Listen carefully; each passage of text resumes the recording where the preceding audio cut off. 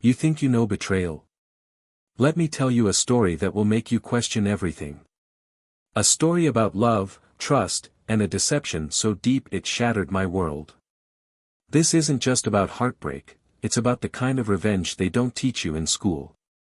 The kind you only see in movies. My name is James. I'm 34 years old, a software engineer, and for most of my life, I thought I had it all: a loving wife, a peaceful home, and a future full of possibilities. We had been married for 8 years. Life felt perfect, ordinary even. But as I would soon learn, perfection is often an illusion. What started as a blissful marriage turned into a nightmare I couldn't escape.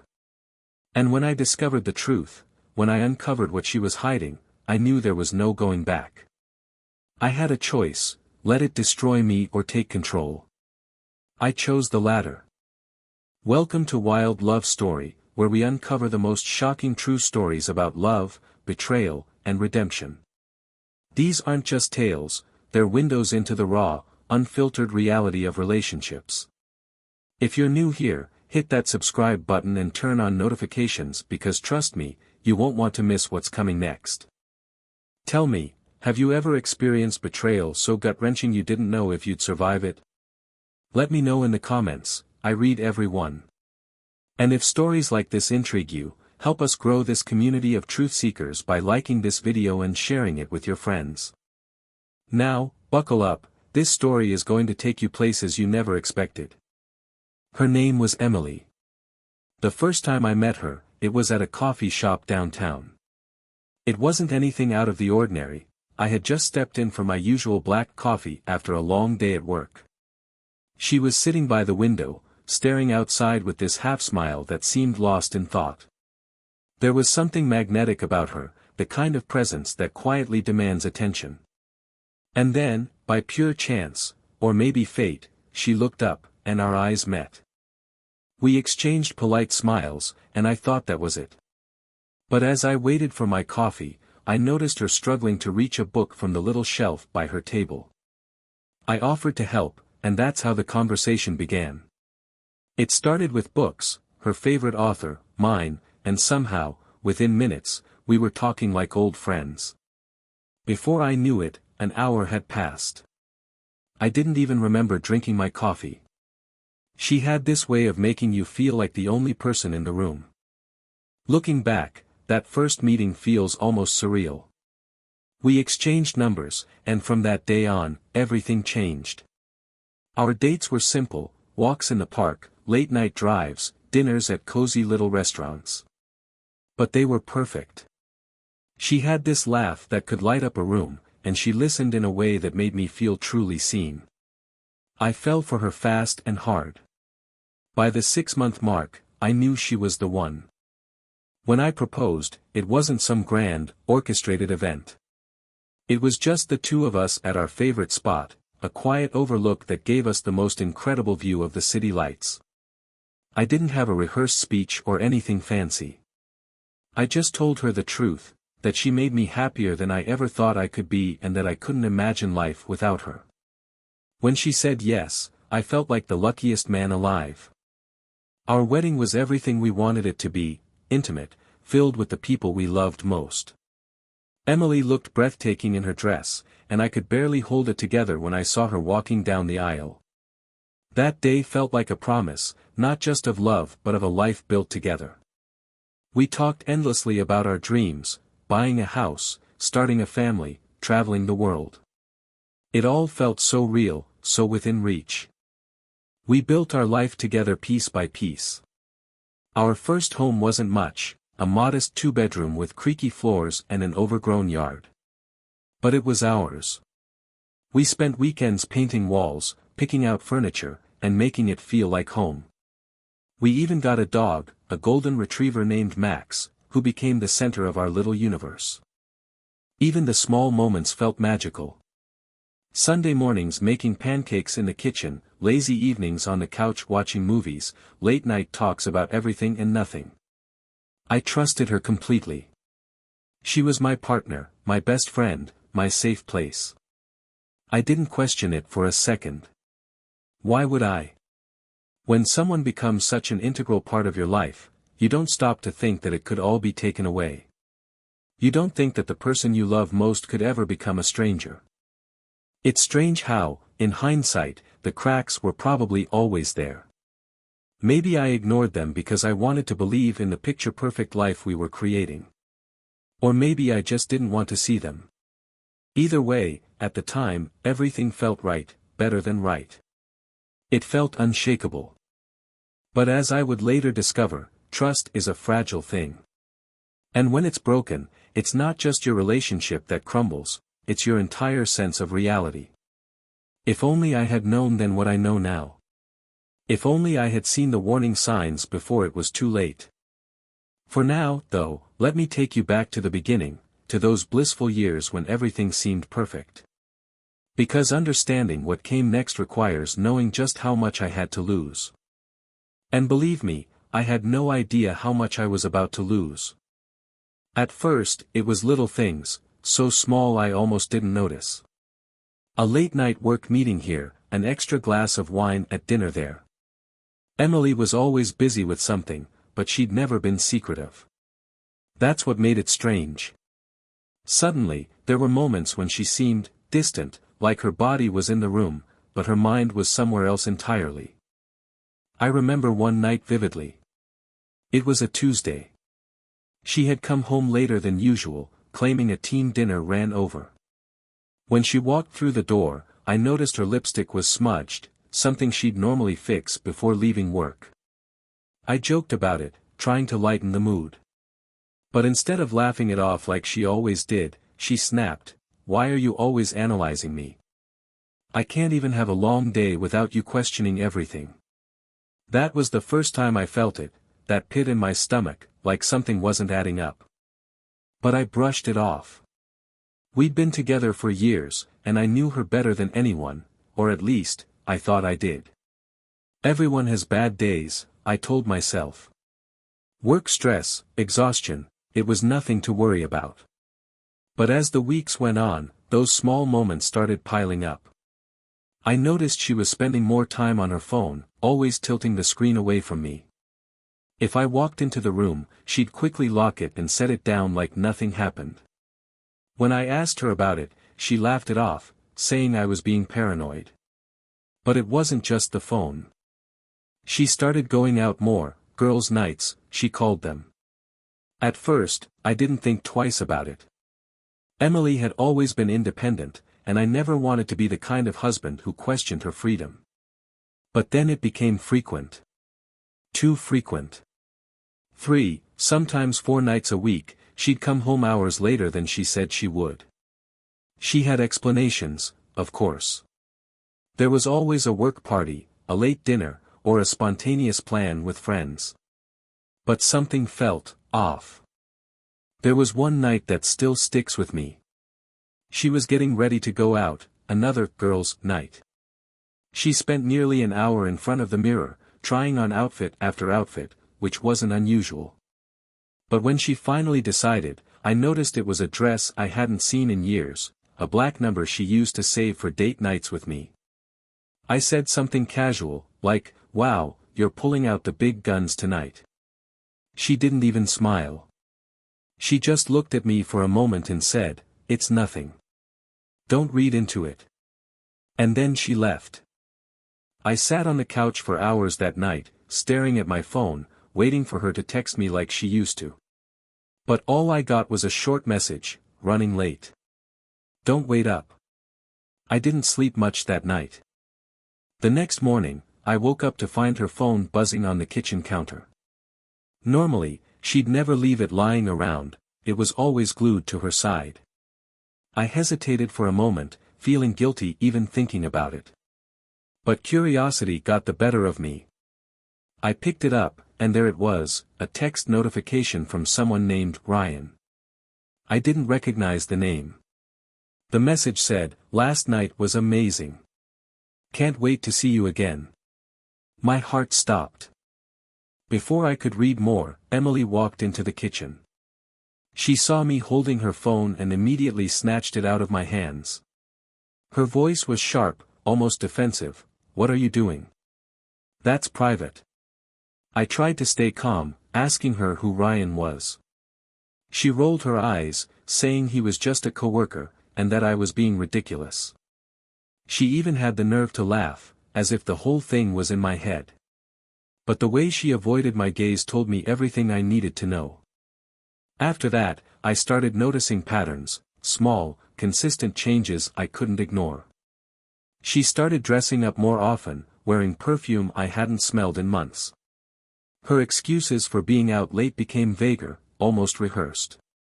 She even stopped sharing the little details about her day that we used to laugh about over dinner.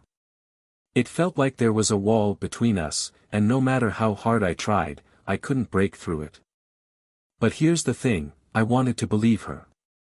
I wanted to believe that the woman I'd built my life with wouldn't betray me. So, I convinced myself it was nothing.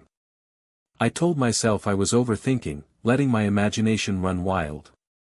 After all, we were married. I trusted her, didn't I? Still, there was a voice in the back of my mind that wouldn't go away, a nagging feeling that I couldn't shake. And as much as I wanted to ignore it, I knew deep down that something was wrong. I just didn't know how wrong. Not yet. But I was about to find out. It started with a phone bill. Something so ordinary, something I'd never given a second thought to before. We shared an account, and usually, I'd pay it automatically without even glancing at the details. But this time, for whatever reason, I opened it. I don't know if it was intuition or pure chance, but as I scrolled through the call logs, one number stood out. It wasn't familiar, but it appeared over and over again. Late at night. Early in the morning.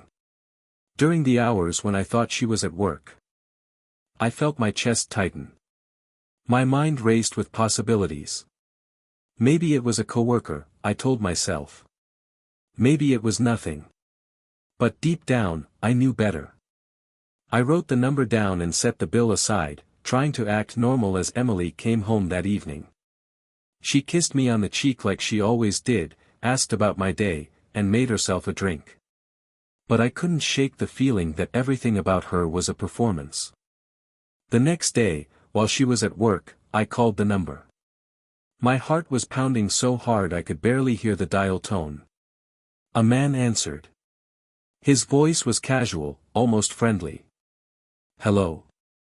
For a moment, I froze, unsure of what to say.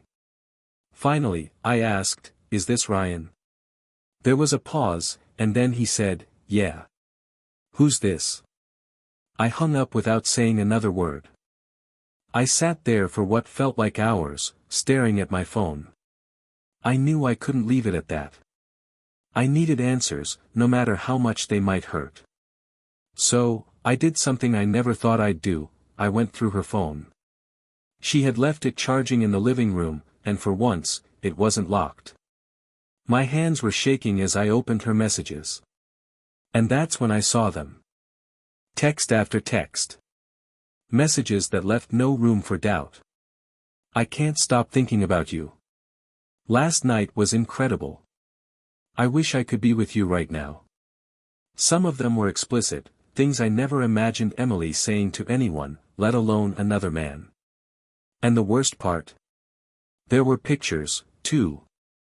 Pictures of the two of them together, smiling, holding hands, laughing. Pictures she had taken in places she told me she was with friends. I felt like I was going to be sick. It felt like the ground disappeared beneath me. Everything I thought I knew, everything I believed about our life together, was a lie. I sat there, staring at the screen, unable to process what I was seeing. My mind went blank. And then, all at once, the emotions hit me, heartbreak, anger, humiliation. How could she do this to me? To us? To everything we had built together? I wanted to confront her right then and there. I wanted to scream, to demand answers, to make her feel even a fraction of the pain she had caused me. But at the same time, I wasn't ready. I needed to know more. I needed to understand how long this had been going on, how deep the betrayal really ran. Over the next few days, I started paying closer attention. I watched her every move, noticing things I had ignored before, the way she always kept her phone face down on the table, the quick glances at her watch when she thought I wasn't looking, the mysterious text messages she'd dismiss with a casual, "It's just work."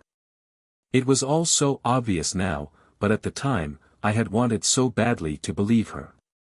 I wanted to believe that the woman I loved couldn't possibly be capable of this. Then came the final blow. She told me she was going to dinner with some friends from work, another girls' night. But this time, I followed her. I felt guilty even thinking about it, but I needed to see the truth with my own eyes. I waited outside the restaurant, watching as she walked in. A few minutes later, he arrived. Ryan. They hugged like old lovers, completely at ease, completely oblivious to the world around them. And then, as they sat down at their table, I saw him reach across and take her hand. That was it. That was the moment everything broke. I wasn't heartbroken anymore, I was furious. Furious at her for betraying me, furious at myself for not seeing it sooner, and furious at the life we had built together that now felt like nothing more than a facade. I wanted to march in there and confront them, to make a scene, to let the entire restaurant know exactly who she was. But I didn't. I sat there in my car, watching them laugh and talk like nothing in the world mattered, and I realized something: I didn't want to confront her. Not yet. I wanted revenge. I wanted her to feel what I was feeling. I wanted her to understand what it was like to have your world ripped out from under you. And I wasn't going to stop until she did. The first thing I decided was to wait. As much as I wanted to confront her in that restaurant, to tear apart the lies she had been weaving, I knew I had to be smart about this. Confronting her without a plan would only give her a chance to twist the truth, to make excuses, or worse, to gaslight me into questioning my own reality. No, if I was going to do this, I needed to do it right. And that meant biding my time, gathering more evidence, and making sure there was no way for her to escape the consequences. A few weeks passed, and during that time, I started noticing something different about Emily. She seemed distracted. Not just in the way she had been before, but more anxious, almost jittery. She was still going out, still sneaking around, but now there was an edge to her behavior, like she was carrying some kind of burden she couldn't shake. I thought maybe she had started to suspect I was onto her. Maybe she had noticed the way I was watching her more closely, or maybe she felt the distance growing between us. But then, one evening, she dropped a bombshell I never saw coming. We were sitting in the living room, me, pretending to watch TV, and her, scrolling through her phone like always. Out of nowhere, she put it down, looked at me, and said, "James, I have something to tell you." Her voice was quiet, almost hesitant, which wasn't like her at all. I turned to her, waiting, my heart already racing. And then she said it, "I'm pregnant." For a moment, I didn't know how to react. Pregnant? This was something we had talked about for years, something we both wanted, at least, that's what I thought. But now, hearing those words, I felt nothing. No joy, no excitement. Just a cold, creeping suspicion. I forced a smile, said all the right things, "That's amazing, Emily." "Wow, I didn't see that coming." She smiled back, but there was something off about her reaction. She didn't seem happy or relieved. She seemed guarded. I congratulated her, hugged her, played the role of the supportive husband. But inside, my mind was spinning. Something wasn't adding up. The timing felt wrong. The night she told me, I couldn't sleep. I lay awake, replaying everything in my head. The texts, the nights she came home late, the man at the restaurant. And now, this? Was it possible? Could this child even be mine? The next morning, I made a decision. I needed to know the truth, no matter what it took. I started paying attention to every detail, every inconsistency. I noticed the way she avoided talking about the pregnancy unless I brought it up, the way she dodged questions about her doctor's appointments, the way her phone seemed to buzz even more often than before. It was like she was carrying two secrets now, and the weight of them was starting to crack her facade. I began keeping a journal, writing down everything, dates, times, snippets of conversations. I even started recording some of our arguments, just in case I needed proof later. It felt strange, even wrong, to be documenting my own marriage like this, but I couldn't shake the feeling that it was necessary. I needed to protect myself. And more importantly, I needed to protect the future of this supposed child. But the more I thought about it, the more I realized that even if the child was mine, it didn't change what she had done.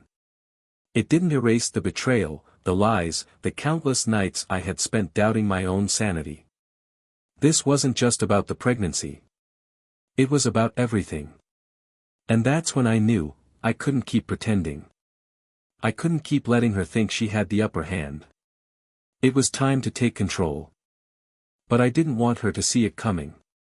If I confronted her too soon, she'd deny everything, twist the narrative, maybe even use the pregnancy as a shield. No, I needed to plan this carefully. I needed to make sure that when the truth came out, it would leave no room for doubt. And more importantly, I needed to make sure she felt the weight of every single choice she had made. I started with small things. I asked her about the baby, about her plans for the future, about how she envisioned our life as parents. I pretended to be invested, supportive, even excited. And all the while, I was watching her every move, waiting for her to slip up. And she did. One night, as she was getting ready for bed, her phone buzzed on the nightstand. She didn't notice, but I did. The name on the screen was Ryan. My stomach turned, but I stayed calm. I knew better than to confront her in the moment. Instead, I waited until she fell asleep, then unlocked her phone. There it was. More messages. More lies. But this time, there was something new. Ryan was asking about the baby. "How's our little one doing? Do you think James suspects anything?" I stared at the screen, my hands shaking, the reality of it all finally sinking in. Not only had she betrayed me, but she had been lying to Ryan too, leading him to believe this child was his. It was almost laughable. At that moment, I realized just how deep her web of lies went. She wasn't just cheating, she was playing both of us, manipulating everyone around her to maintain her double life. And I knew I couldn't let it go on. I couldn't just walk away quietly and let her continue hurting the people who trusted her most. No, I had to end this. I had to make sure she couldn't hide from the truth anymore. But I wasn't going to confront her. Not yet. Not until I had everything I needed to destroy the illusion she had worked so hard to create. So, I started planning.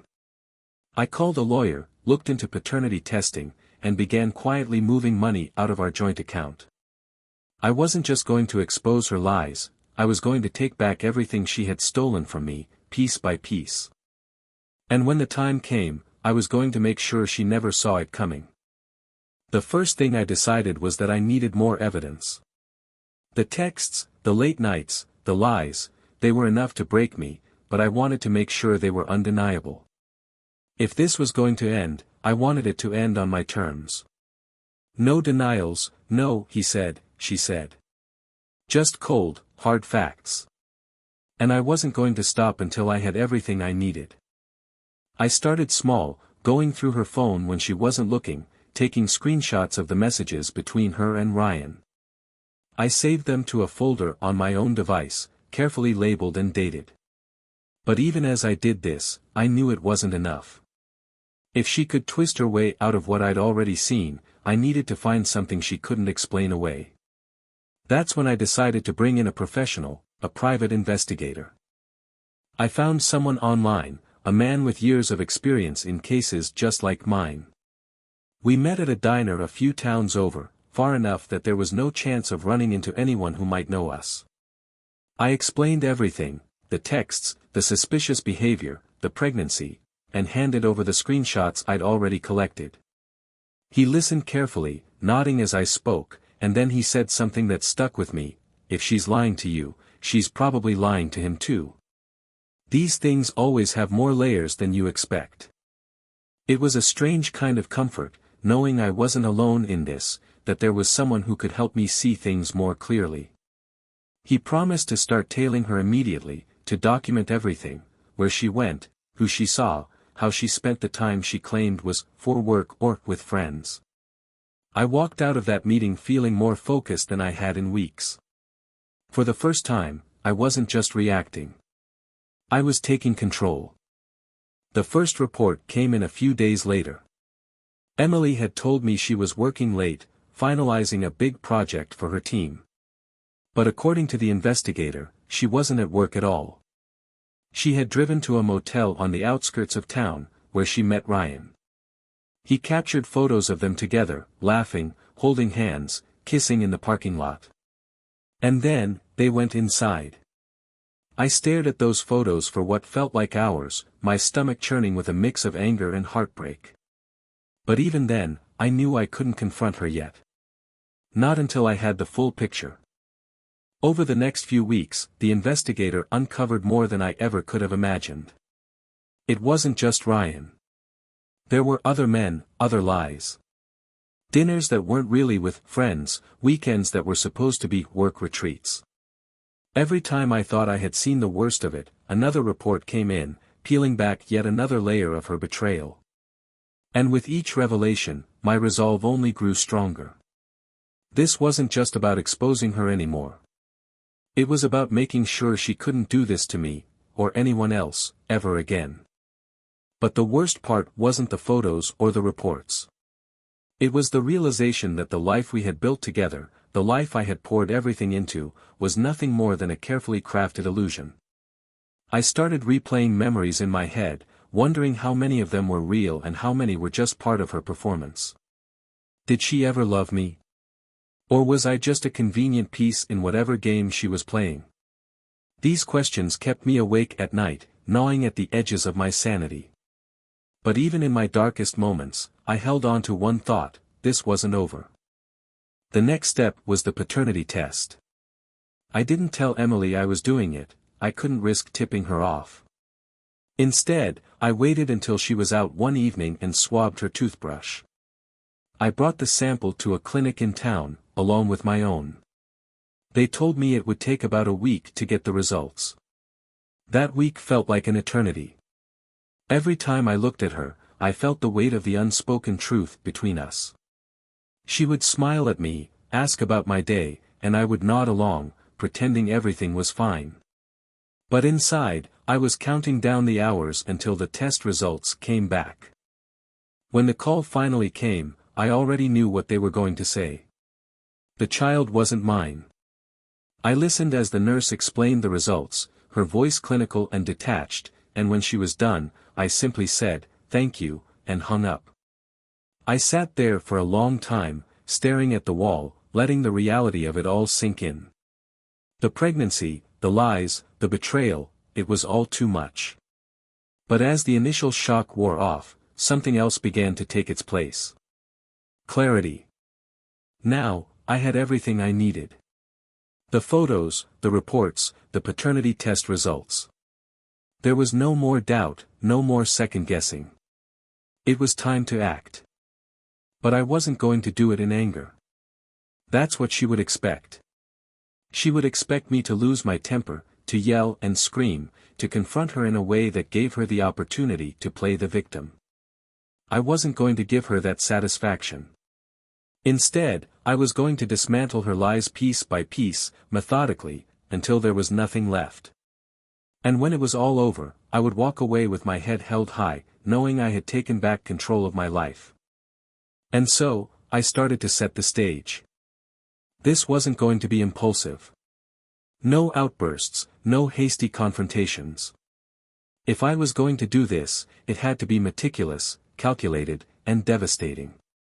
I had spent months living in the shadow of her lies, quietly gathering evidence and piecing together the truth. Now, it was time to make sure that truth couldn't be ignored. And it started with her family. Emily's family had always been close to us. Her parents adored me, and her siblings treated me like one of their own. Over the years, we'd spent countless holidays, birthdays, and family dinners together. They trusted me, and I trusted them. So, when I reached out to her parents, I knew it wasn't just about exposing her, it was about protecting them from the fallout of what she had done. I invited them over for coffee, just the three of us. Emily was out with Ryan, or whoever it was that day, and I knew I had the house to myself. I sat them down, handed them the investigator's report, and let the evidence speak for itself. The photos, the dates, the messages. Everything was laid out in black and white. Her mother burst into tears. Her father sat in stunned silence, shaking his head as he flipped through the pages. I told them about the paternity test, about how the child she claimed was mine wasn't mine at all. Her mother kept saying, "I can't believe this. I just can't believe this." Neither could I. But I didn't stop there. I reached out to a few of her closest friends, the ones she had told me she was spending all those girls' nights with. I asked them outright, "Was Emily with you on these dates?" The answers were exactly what I expected. They had no idea what I was talking about. One of them even admitted, "We haven't seen her in months." That's when I knew I had enough. It was time to confront her, but not before securing my own future. The first thing I did was meet with a lawyer.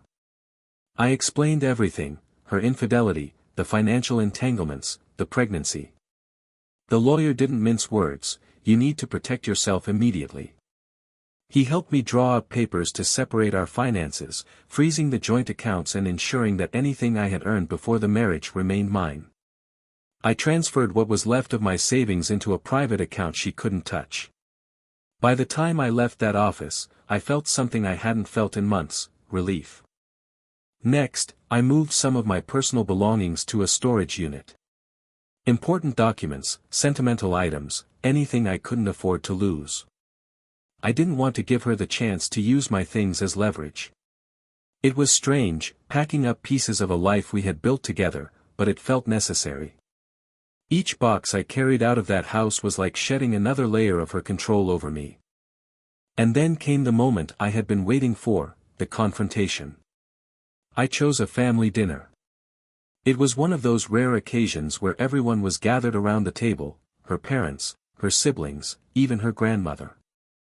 Emily was in her element, laughing, joking, acting like the perfect wife. She had no idea what was coming. I waited until everyone was seated, the conversation flowing, and then I stood up. I said, "There's something I need to share with all of you." The room went silent. Emily looked at me, her smile faltering. I reached into my bag and pulled out a folder. I started with the photos, the ones of her and Ryan at the motel, the ones of her and the other men. I laid them out on the table, one by one, watching as the expressions around me shifted from confusion to shock to anger. Emily's face turned pale. She tried to speak, but I held up my hand. I wasn't finished. Next came the text messages, printed out and highlighted for everyone to see. "This is what she's been doing while telling me she's with her friends," I said. Her mother gasped, her father slammed his fist on the table, and Emily started crying. But I wasn't done. Finally, I pulled out the paternity test results and set them down in front of her. "And this," I said, "is proof that the child you're carrying isn't mine." The room erupted. Her father demanded answers, her mother begged her to explain, and Emily, she just sat there, sobbing, unable to look anyone in the eye. I didn't raise my voice. I didn't need to. The evidence spoke for itself. Everything she had done, every lie she had told, was laid bare for everyone to see. And in that moment, I felt something I hadn't expected: peace. After the dinner, I walked out of that house and didn't look back. I filed for divorce the next morning, handing over every piece of evidence I had collected. The process was swift. She didn't fight it, how could she? She had no ground to stand on. I kept the house, my savings, and most importantly, my dignity. As for her, well, I heard through the grapevine that Ryan left her when he found out about the other men. I'd be lying if I said I didn't feel a small sense of satisfaction when I heard that. In the end, it wasn't just about revenge.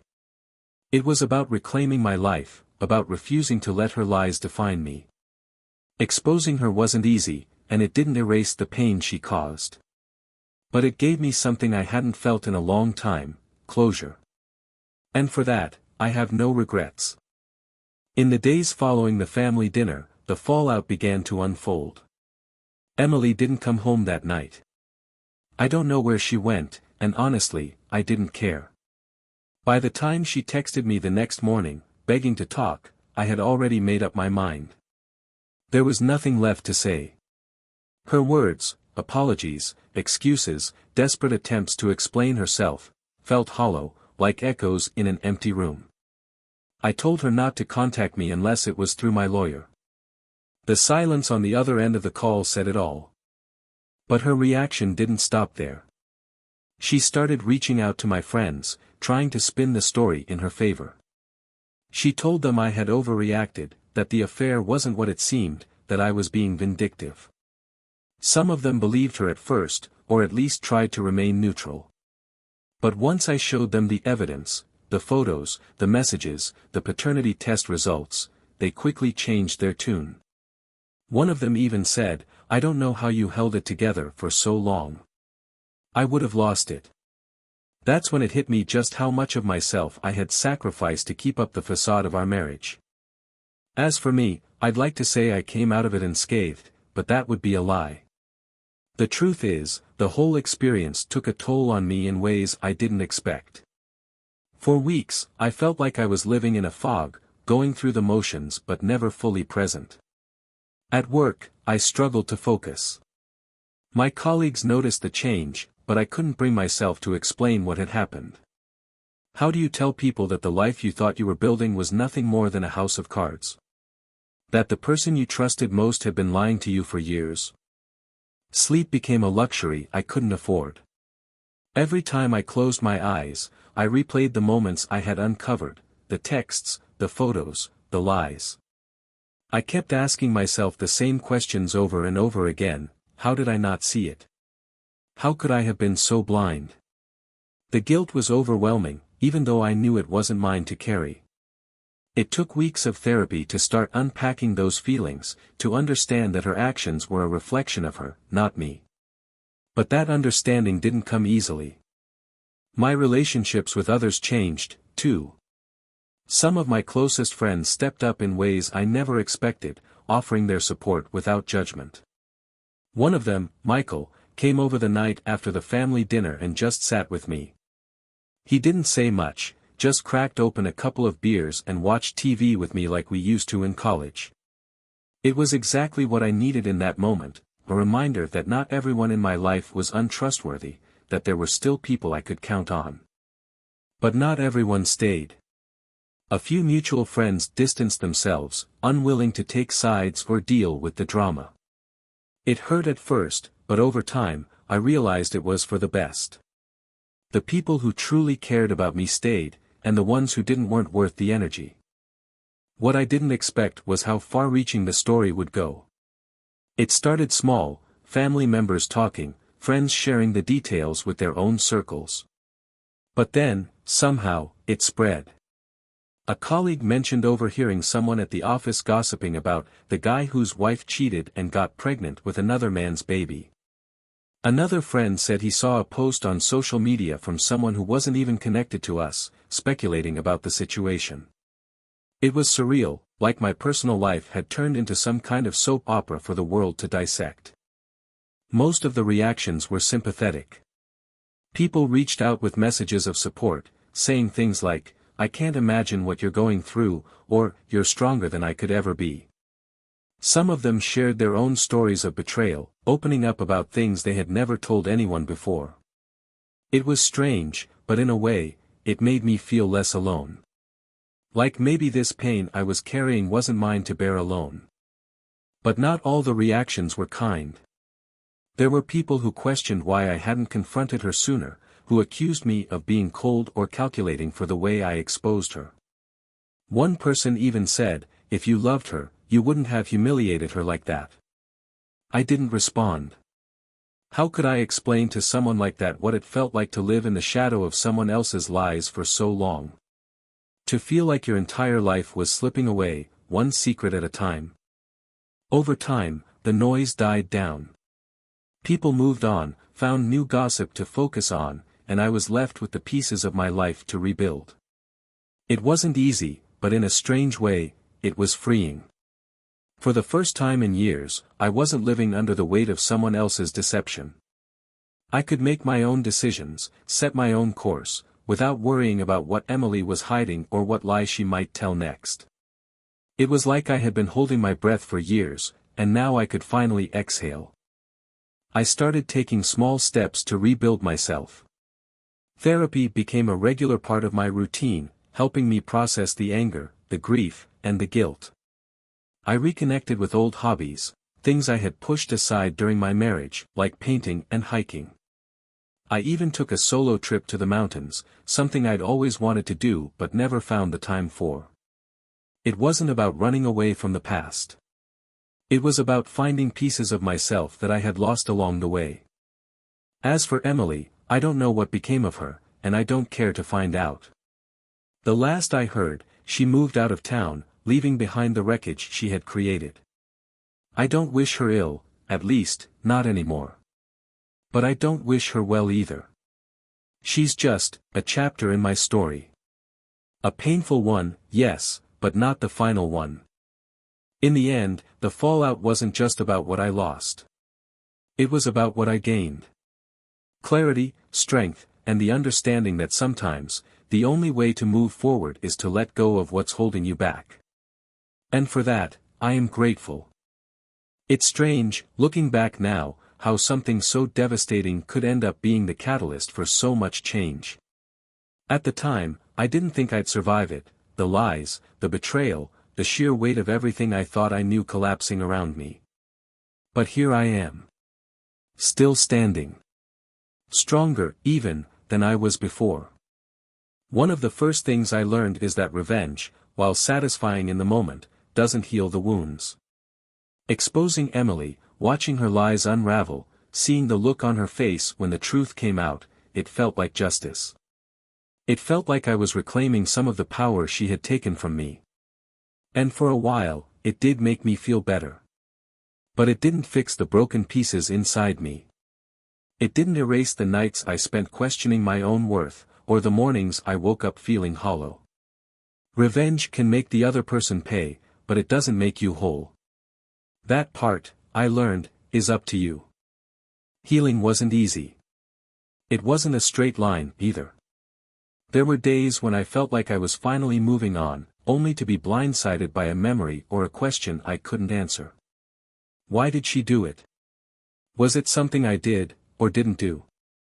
Could I have prevented it if I had been more attentive, more present? Those questions haunted me, lingering like shadows in the back of my mind. It took months of therapy to realize that those answers didn't matter. What mattered was accepting that her choices were hers alone, and that they didn't define me. Therapy became a lifeline for me. At first, I was hesitant, even skeptical. I thought, what's the point of talking about it? It won't change what happened. But what I discovered was that talking wasn't about changing the past, it was about changing the way I saw it. My therapist helped me unpack the guilt I had been carrying, helped me see that blaming myself for her actions was like blaming the rain for falling. She taught me to set boundaries, to recognize red flags, and to prioritize my own well-being in ways I hadn't before. Slowly, I started to rebuild, not just my life, but my sense of self. One of the hardest parts of moving forward was learning to trust again. After Emily, the idea of letting someone new into my life felt impossible. How could I open myself up when I had seen firsthand how easily trust could be shattered? But over time, I realized that living in fear of being hurt wasn't really living at all. So, I started small, reconnecting with friends, opening up to family, allowing myself to be vulnerable in ways that felt safe. And slowly, Piece by piece, I began to rebuild my faith in people. I won't lie and say it was easy. There were setbacks, moments when I questioned whether it was worth the risk. But then something incredible happened. I met someone. Her name is Claire, and she's different. Not in some grand, dramatic way, but in the way that matters most. She's honest. She's kind. And she has a way of making me feel seen, in a way I didn't realize I had been missing for so long. We started as friends, taking things slow. No pressure, no expectations, just two people figuring out what it means to trust again. And for the first time in a long time, I feel like I'm not carrying the weight of the past alone. But it's not just about Claire. It's about me. This experience, everything I went through with Emily, forced me to confront parts of myself I had been avoiding for years. It made me realize how much of my identity I had tied to my role as a husband, as someone who was doing everything right. And when that identity crumbled, I was forced to ask myself, who am I without that? The answer wasn't simple, but it was worth finding. I started doing things for myself again. I picked up painting, something I hadn't done since college. I took a solo trip to the mountains and spent a week hiking, breathing in the fresh air, and reminding myself what it felt like to be free. I even joined a local community group, something I never would have done before, and found a sense of connection that had nothing to do with being someone's partner. These small steps didn't just help me heal, they helped me rediscover who I was, outside of the roles I had been playing for so long. If there's one thing I've learned from all of this, it's that healing isn't about erasing the pain, it's about learning to carry it in a way that doesn't weigh you down.